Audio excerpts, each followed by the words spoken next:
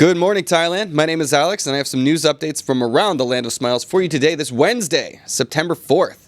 Now, today we'll be talking about a badly behaving British beautician, an Italian locked in a visa office, and later some Cathay Pacific Airbus issues.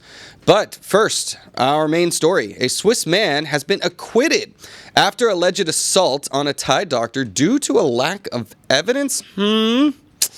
A Swiss man in Phuket was acquitted of assault charges due to insufficient evidence. The man, identified as David, was accused of kicking a Thai doctor after finding her allegedly trespassing on his property at a pool villa in Yamu Beach in February. The incident caused local outrage, leading to calls for his deportation and an investigation into possible land encroachment by the housing estate. However, the Phuket Provincial Court ruled in his favor, citing a lack of evidence.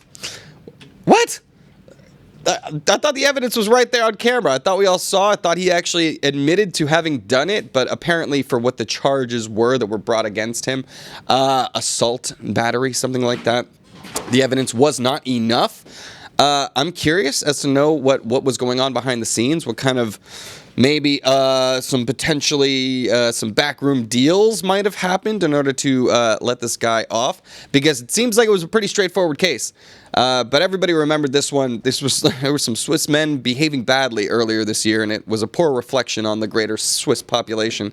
But now I'm wondering what kind of backlash will come from the locals as a result of this ruling. Weird story. Bit sus, says Core Blimey, and I'm inclined to agree. Yeah. Anyways, I'm going to move on from that one pretty quickly. Shano says, witness statements not enough, but minor assault maybe. I mean, it was all on video. The man videotaped himself doing it. That was submitted as evidence. So I'm not entirely sure what went down in order to get this guy off. But apparently he's free to go. And he's allowed to stay here in the land of smiles. But we'll see. There might be some local harassment. But don't do that, everybody. Let the justice system run its course. And it seems like it has. So I don't know. I'm not a lawyer. But it does seem like confession, video evidence should be enough to make some charge kind of stick, but at the end of the day, apparently not. All right, anyways, moving on to our next story. Now, the Thai Prime Minister, the new one, Paetongtarn Shinawatra, is to submit her new cabinet list next week, despite some withdrawals. Thai Prime Minister Paetongtarn Shinawatra plans to submit her new cabinet list for royal endorsement next week, despite the withdrawal of future Deputy Minister Chada Thaseth. Paetongtarn reassured the public that the cabinet selection process was thorough and well planned. The cabinet will consist of 36 members, including high-profile figures such as Defense Minister Phumtham Wechayachai and Interior Minister Anutin Charnvirakul.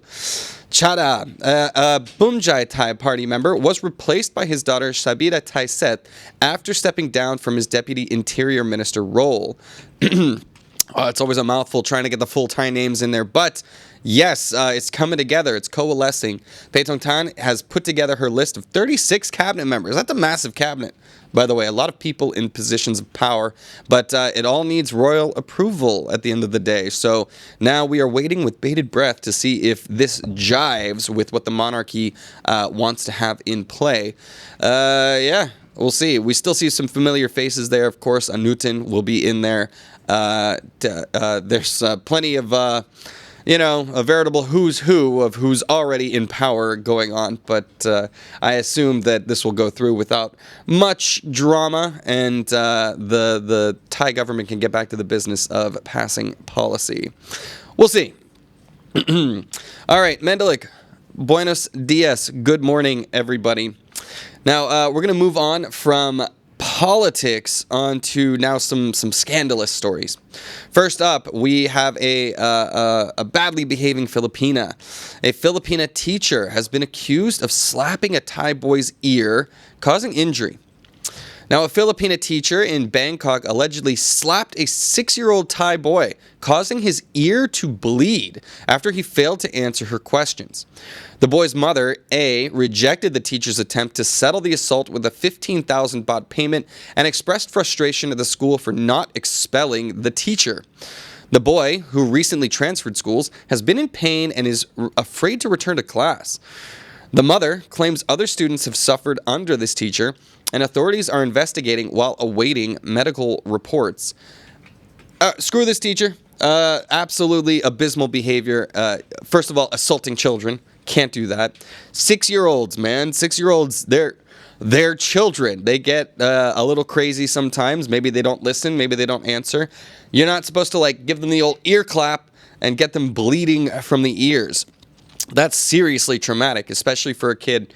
All right, it's already traumatic. I did it a lot as a child. It's my own trauma, having moved schools a lot. So it's already a trauma, switching schools, going to a new environment, but then having your teacher smack you in the ear to the point of causing ear damage and bleeding from the ears. And then the teacher gets to stay. Totally unacceptable. I understand why this mother is not accepting the settlement. 15,000 baht is not enough to cover the therapy this kid's going to need in life. Yeah, I would be aiming for her a professional head, let's say, and trying to get her not in a position of power where she can harm other students. Shano says, childhood trauma, now the fear of learning.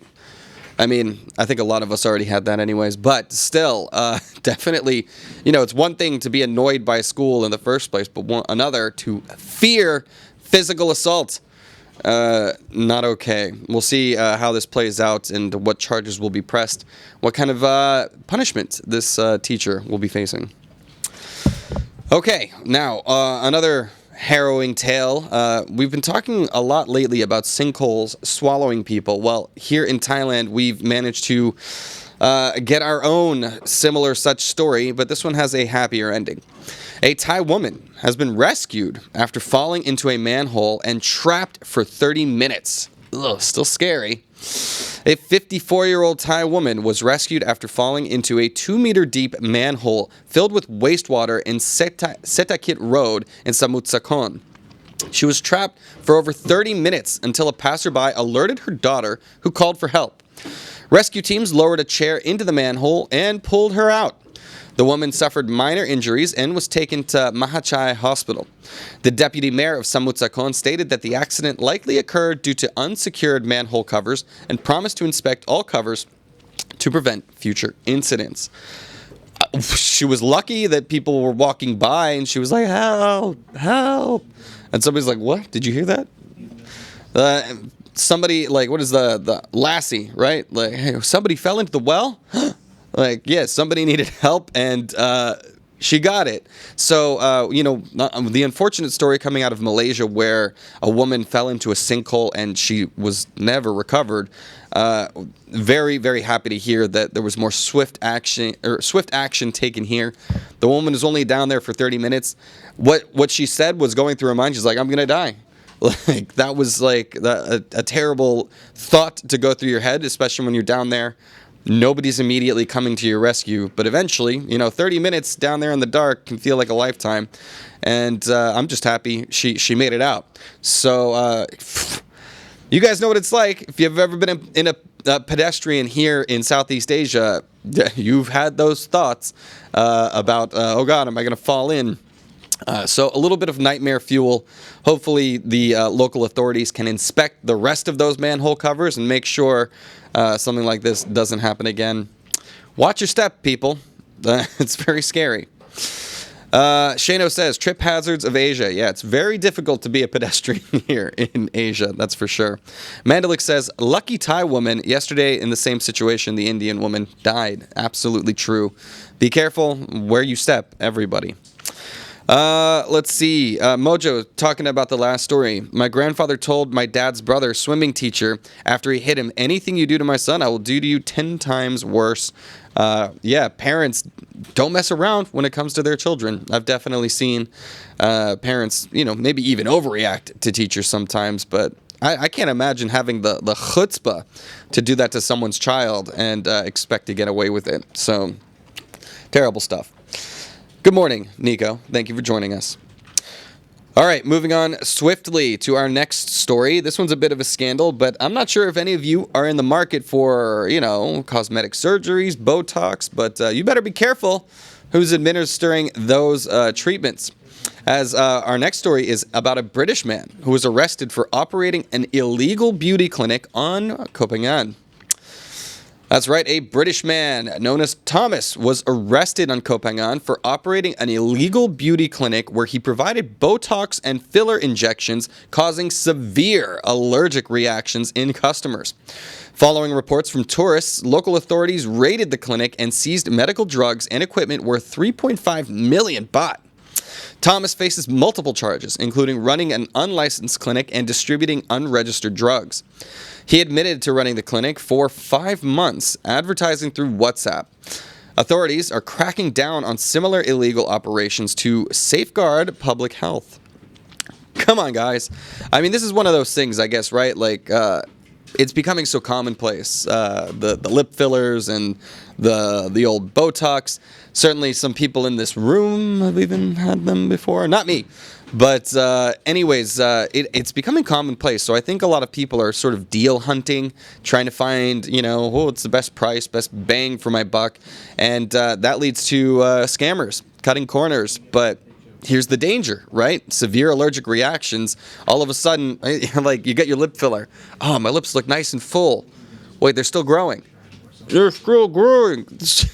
That's not what you were looking out for. Maybe some people are going for the extreme duck lips, but at the end of the day, make sure you're going to a registered clinic, right? You should see the doctor's lab coat. Pretty sure this dude was administering the Botox shirtless, which, don't get me wrong, he's got the abs. That might be a selling point too, but no, that could have ended much worse. We had allergic reactions, fortunately no serious injuries or deaths, but at the end of the day, be careful. Do your due diligence, people, if you are in that market, because worse things can happen. That's for sure. Mandalik says, Goody is not doing silicone fillings. Yes, indeed. Could have been even worse. Shano says, tax-free and shonky, the true cost of Thai beauty. Yeah, well said. Don't cut corners, guys, when it comes to these medical procedures. It's important you save up and do it the right way. Everybody, hit the like button. Thank you, Mandalik. Like and subscribe if you haven't done that. 51 watching, only 8 likes. That's just, come on, them's bad numbers. I think it might be because I'm talking too fast today, but like I said, we got stuff to do. All right, moving on to our last story. This is a weird one. Last one for Thailand. I'm not sure what to make of this one. Let me know what you guys think. An Italian tourist was locked in an office after a visa refund dispute on Koh Phangan. Couldn't get those words out. An Italian tourist, Pietro, was locked in an office by a Myanmar employee, Miss Susu A, after a dispute over a visa refund on Koh Phangan. Pietro sought a refund for visa and work permit fees, but the disagreement escalated, leading to his detention. He called the emergency hotline, prompting local police to intervene.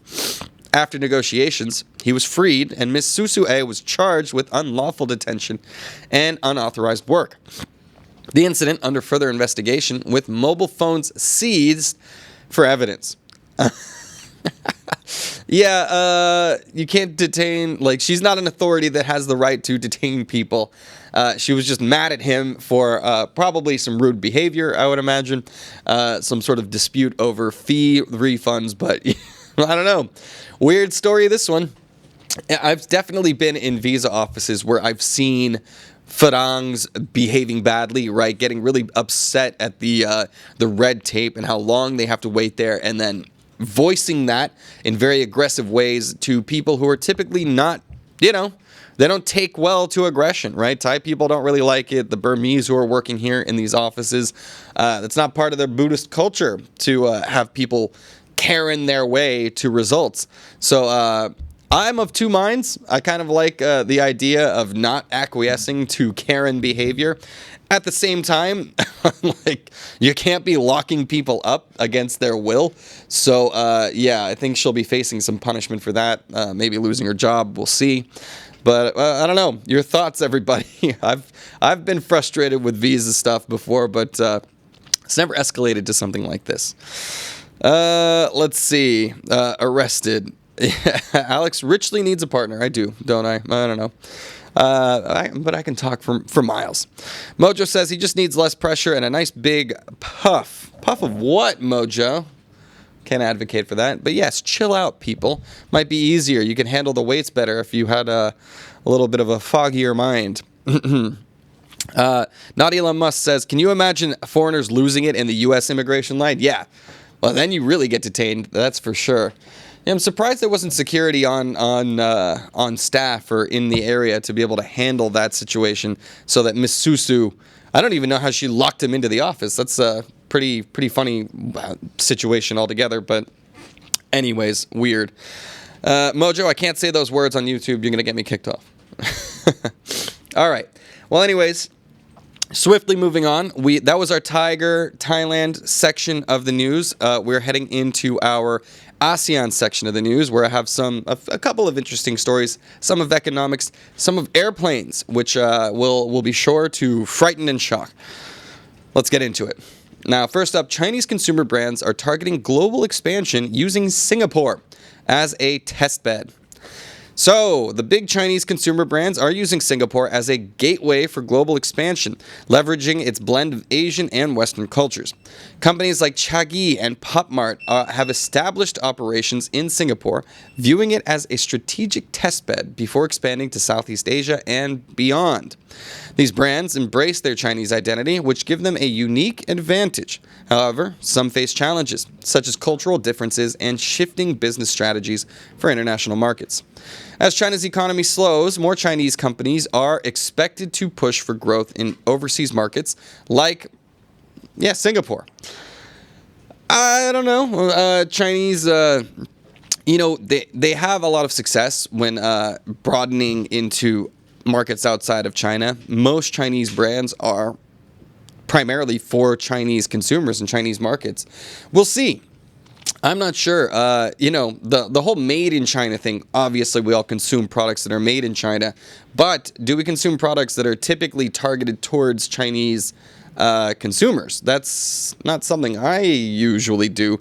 Usually I'm consuming the Western products that are designed, your Apples, your Sony, right? Things designed in more developed, technological economies. But at this point, Chinese pop culture is growing huge and becoming more popular around the world. Not entirely sure. What do you guys think? You in the market for Chinese actual cultural exports? We'll see. I tried to watch a Chinese movie the other day and just felt like I was a full-on propaganda piece. So I don't know. As long as China still has these yokes, these reins on artistry that a lot of the outside world doesn't really put on their artists, I think that's going to hinder their ability to actually affect the wider world culture. Let me know your thoughts. Not Elon Musk says, I think Alex will enjoy Singapore when he visits. I hope so. I'll be there for a weekend. My mother loved it. That's who I'm going to go visit over there. So, I'm going to keep an open mind. We'll see. Mojo says, he's a big fan of Samsung and Adidas. Won't try other brands.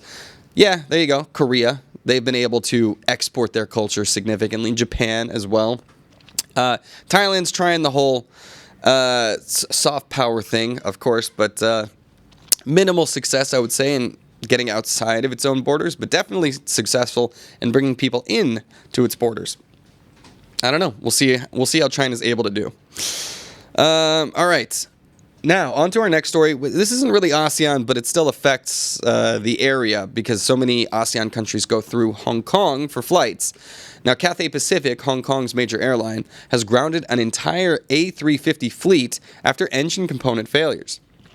So, Cathay Pacific has grounded its entire fleet of Airbus A350s after discovering a unique engine component failure, causing the cancellation of 48 flights and leaving thousands of passengers stranded. The issue surfaced when a Zurich-bound flight had to return to Hong Kong. Inspections revealed that several aircraft needed further repairs. The engines, made by Rolls-Royce, are known for fuel efficiency but are now under scrutiny. Frustrated passengers criticized the airline's customer service, while Cathay Pacific assured updates and urged travelers to check flight statuses online as the investigations continue. Okay, well, we always talk about Boeing. Now apparently Airbus is on the chopping block as well. Any other options? I don't really know. good on them for, choosing safety over trying to push these flights, I think, because, one flight, okay, we have a problem here. They inspect another plane. The problem persists among multiple planes. I think that's enough grounds to be able to, shut it all down and check everything, make sure that everything's safe. At the same time, of course, people got places to be. So a lot of people were redirecting their flights, rebooking their flights with Singapore Airlines, whatever, what have you. It's a weird one for me, though, because usually Cathay Pacific, in my mind, is one of those high-end, nice airlines that typically wouldn't have these problems. But what do you make of it, everybody? How you feeling about getting up in the air? Used to be looking out, all right, it's an Airbus, I'll be safe. But now, apparently, they're having their issues, too. We need a third brand. What's China doing? Let's see if they can bring something out. All right. Powerpuff with the classic shouting into the wind over here. Thank you. Let's see. Next, check Boeing 2. Obviously, a big problem with Boeing as well. And TJ McD of the last story. It will be a chase after the youth, like the Beatles in the West. First, it was J-pop. Now K-pop. Next, C-pop. Wouldn't be surprised. We'll see. K-pop. I actually used to listen to a lot of Chinese pop songs. They're pretty good. And with markets like Taiwan, right? Taiwan is Chinese speaking, right? They speak Mandarin, and they don't have the restraints on their artists the way that Chinese do. So I think there's a lot of potential as well coming out of Taiwan. All right. Well, anyways, on to our last story. We're talking religion, people. Pope Francis is beginning his Asia-Pacific tour with a climate change focus in Indonesia. So, Pope Francis has arrived in Indonesia, starting his longest Asia-Pacific tour, where he will promote global climate action. The 87-year-old pontiff, greeted by crowds and officials in Jakarta, is set to visit East Timor, Singapore, and Papua New Guinea. While taking time to rest after the flight, he briefly met with refugees from Somalia, Sri Lanka, and Myanmar. His official agenda includes an address to Indonesian political leaders and an interreligious meeting at the Istiqlal Mosque. The visit emphasizes peace, climate change, and strengthening ties between Indonesia and the Vatican. Well, this is a big deal because obviously Indonesia is dealing with their, Jakarta is sinking, apparently. We're good over there? Jakarta is sinking, so that's the whole point of their moving their capital to, what was it? I can't remember the island's name right now, but they're moving their capital to higher ground in order to avoid the effects of climate change. Pope Francis has been a long-term advocate of global climate action, and coming to Southeast Asia seems like a good move when you're making that kind of advocacy, because so many of these archipelagos and so beachfront nations are the ones who are going to be dealing with the fallout of these effects in the near future. So we'll see, especially because big polluters down here in Southeast Asia as well. There's definitely a more reliance on fossil fuels, cheaper fossil fuels than renewables. So I don't know. We'll see what kind of an impact it will have. But at the same time, we have a deeply religious region down here. Many parts of the West, the Catholic influence is waning compared to what it used to be. So places like South America, Southeast Asia are places where there's still heavy influence of not just the Catholic religion, but religion in general. Here in Thailand, Buddhism, Cambodia as well, Indonesia, Islam, Philippines, heavily Catholic.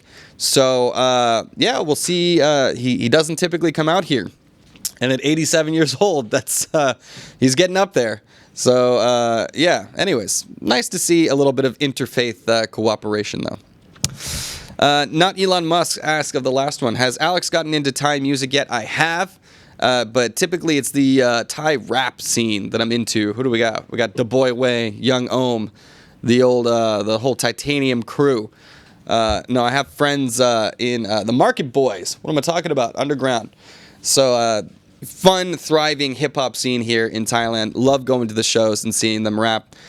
I love hip-hop. Translates pretty easily. I like it. Well, at least the flow does. I don't know what they're saying, but I do enjoy the sound of it. Let's see. Mojo said this would be Biden in a few years, unfortunately. Yeah, but fortunately, he's stepping down. Like, that's one of those things. you know, you got to respect, love or hate Biden. I think you got to respect the fact that he recognized, you know what, I am too old, and he is stepping down. I think that's a nice move. You don't typically see people who have that position of power willingly let go of it. So I think there's got to be some kudos for making that recognition and understanding, it's time to get out of there. Popes, however, you know, they're usually serving until they die, so I don't think we can expect Pope Francis to do that. What else do we got? Elliot says, China has COMAC passenger aircrafts. Oh, interesting. I didn't know about that. But it will take a while for their new wide-body aircraft to take to the skies. Interesting stuff. Yeah, obviously the Chinese are much better at making these things more cost-effective.